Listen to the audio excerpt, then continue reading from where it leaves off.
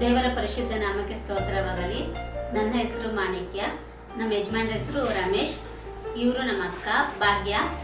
ನನಗೆ 4 ಮಕ್ಕಳು, ರಂಜಿತ್ ಕುಮಾರ್, ಡೇವಿಡ್, ದಾನಿಯಲ್ ಮತ್ತು ಸಬೀನಾ. ಅವರಿಬ್ಬರು ಕಾಲೇಜ್ಗೆ ಹೋಗಿದ್ದಾರೆ. ನಾವೆಲ್ಲ ಒಂದೇ ಕುಟುಂಬದಲ್ಲಿ ಇದ್ದೀರಿ. ನಾವೆಲ್ಲ ದೇವ್ರು ನಡ್ಕೊಂಡಿದ್ದು 2002ರಲ್ಲಿ. ನಮ್ಮ ಯಜಮಾನ್ರು ಗುಡಿಸ್ಲಲ್ಲಿ ಇದ್ರಾಗ ಸಹ ಅವರು ದೇವ್ರು ನಂಬಿದ್ರು. ಮತ್ತೆ ನಾವು ಸೀಟ್ ಮನೆಗೆ ಬಂದಾಗ ಸಹ ದೇವ್ರು ನಂಬಿದ್ರು. ಮತ್ತೆ ಅದೇ ರೀತಿ ನಾವು ಪ್ರತಿ 3 ಜನನು ಸಹ ದೀಕ್ಷಾ ಸ್ನಾನ ತಗೊಂಡ್ವಿ. ಅದಾದ್ಮೇಲೆ ಮತ್ತೆ ಅವರು ಸಭೆ ಕಟ್ಟಬೇಕಾದ್ರೆ ಸಭೆ ಕೆಲಸ ಮಾಡಿದ್ದಾರೆ, ಕಲ್ಲು ಮಣ್ಣು ಎತ್ತು ಅದು ಸಹ ಕೆಲಸ ಮಾಡಿದ್ದಾರೆ. ಒಂದೇ TVS ಅಲ್ಲಿ 7 ಜನ ಸಹ ಚರ್ಚ್ಗೆ ಹೋಗ್ತಾ ಇದ್ವಿ. ದೇವ್ರಲ್ಲಿ ಚೆನ್ನಾಗಿ ಅವ್ರು ಬೆಳೆದಿದ್ರು. ದೇವ್ರಲ್ಲಿ ಚೆನ್ನಾಗಿರ್ಬೇಕು, ನಾನು ಹೋದ್ರು ಸಹ, ನಾನು ಏನಾದ್ರೂ ಇವತ್ತು ಸತ್ತೆ ಅಂದ್ರು ಸಹ ದಲ್ಲಿ ಮಾಡೋ ತರ ಮಾಡಕ್ ಹೋಗ್ಬೇಡ್ರಿ. ಯಾಕಂದ್ರೆ ನಾನು ದೇವ್ರು ನಂಬಿದ್ದೀನಿ, ದೀಕ್ಷಾ ಸ್ನಾನ ತಗೊಂಡಿದ್ದೀನಿ. ಅವರೇ ಬಂದು ನನ್ನ ಪ್ರೇಯರ್ ಮಾಡಿ ತಗೊಂಡೋಗಿ ಸಮಾಧಿ ಮಾಡ್ಬೇಕು. ಈ ಕೋವಿಡ್ ಇಂದ ಅವ್ರು ತೀರ್ಕೊಂಡ್ರು.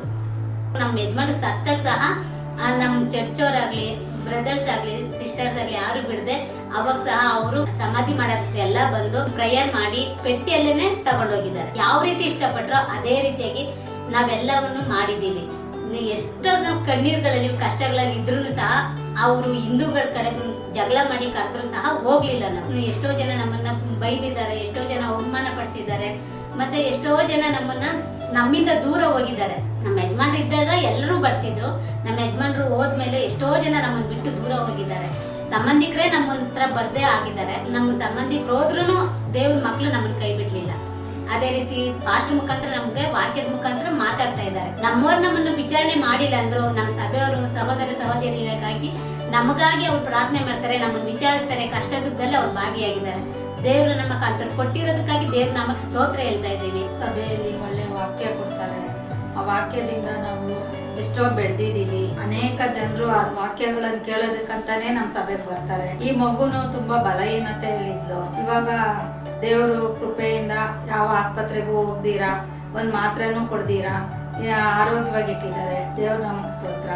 ನಮ್ಮನೇಲಿ ಸಹ ಸಂಡೇ ಸ್ಕೂಲ್ ನಡೆಸ್ತಾ ಇದ್ದೀವಿ. ಒಂದು ಮಗುನ ನಾವು ದೇವ್ರ ಆಲಯಕ್ಕೆ ಕರ್ಕೊಂಬರಕ್ಕೆ ಆಗಲ್ಲ, ಆದ್ರೆ ಇಲ್ಲಿ ನಮ್ಮನೇಲಿ ಚಿಕ್ಕ ಮಕ್ಳಿಗೆ ಹೇಳ್ಕೊಡ್ತಿದೀವಿ ಅಂದ್ರೆ ಅದೆಷ್ಟೋ ಅದ್ಭುತ. ಅದನ್ನ ಸಹ ದೇವ್ರು ನಡೆಸ್ತಾ ಇದ್ದಾರೆ. ನಮ್ಮ ಪಾಸ್ಟರ್ಗಳಾಗಿರ್ಬೋದು, ನಮ್ಮ ಬ್ರದರ್ಸ್ ಇರ್ಬೋದು, ಎಲ್ಲರೂ ನಮ್ಗೆ ಅದಕ್ಕೆ ಸಹ ಹೆಲ್ಪ್ ಮಾಡ್ತಾ ಇದ್ದಾರೆ. ದೇವರ ನಾಮಕ್ಕೆ ಸ್ತೋತ್ರ ಹೇಳಿ ಅವ್ರಿಗೆ ವಂದನೆ ತಿಳಿಸ್ತಾರೆ. ಅದೇ ರೀತಿ ಮಕ್ಕಳನ್ನ ಬೆಳೆಸೋದು ಸಹ, ನನಗೆ ಎಜುಕೇಶನ್ ಮಾಡ್ಸೋದಕ್ಕೆ ಸಹ ನನ್ನ ದೇವರು ಬಲ ಕೊಟ್ಟಿದ್ದಾರೆ. ನನ್ನ ಬಲದಿಂದ, ನನ್ನ ಜ್ಞಾನದಿಂದ ನನ್ನಿಂದ ಏನು ಆಗೋದಿಲ್ಲ. ಆದ್ರೆ ದೇವ್ರ ಬಲ, ದೇವ್ರ ಜ್ಞಾನ, ದೇವ್ರ ವಾಕ್ಯದಿಂದ ನಾನು ನಡೀತಾ ಇದ್ದೀನಿ. ಅದರಿಂದ ನನ್ನ ಮಕ್ಕಳನ್ನ ಸಹ ಎಜುಕೇಶನ್ ಮಾಡ್ಸೋದಕ್ಕೆ ದೇವ್ರು ಸಹಾಯ ಮಾಡ್ತಾವ್ರೆ.